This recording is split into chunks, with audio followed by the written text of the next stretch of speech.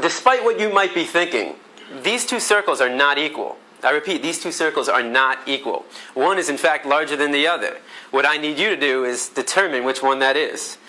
So, please raise your hand if you believe the blue circle is larger than the red. Alright. Please raise your hand if you believe the red circle is larger than the blue. Alright, very good. Now, before I said anything about these two circles, what was your first instinct?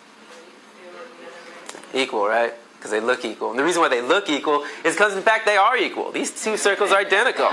Yet I got just about every one of you to raise your hand and say that they're not. So what did we learn? That you can be manipulated like that to believe in something that goes against your natural instincts. Just imagine as a child you're taught that the blue circle is larger than the red. If you say it enough times, you convince yourself that's the truth. If you're told the lie enough times, it becomes part of your reality. And if enough people are taught that lie, that the blue circle is larger than the red, well, now it becomes part of the culture.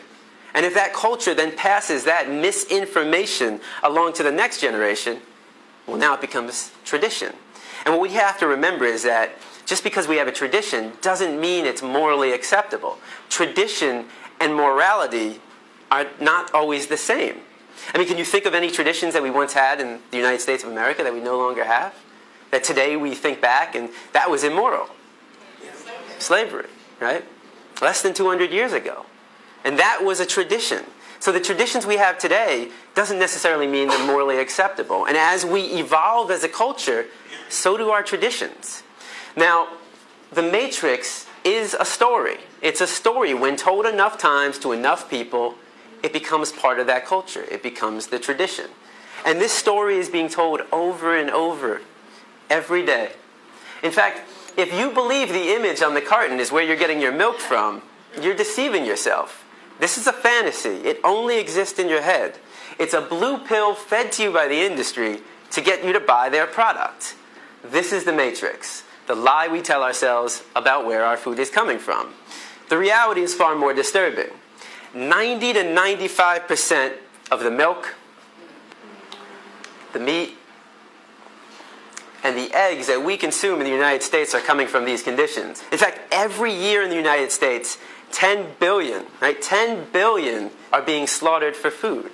So what that works out to be is that every second in the United States, 300 animals are killed, just like that.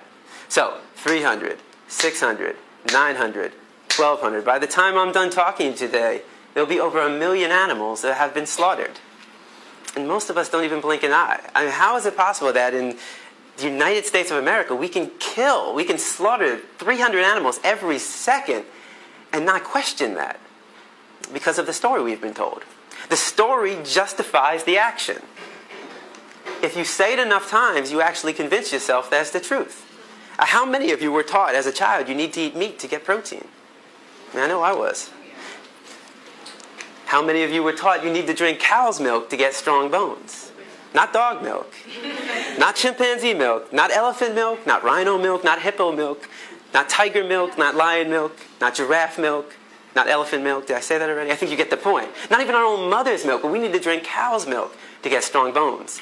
The absurdity of drinking the milk from any other species and any other being besides our own mother, when it's said enough times, loses its absurdness.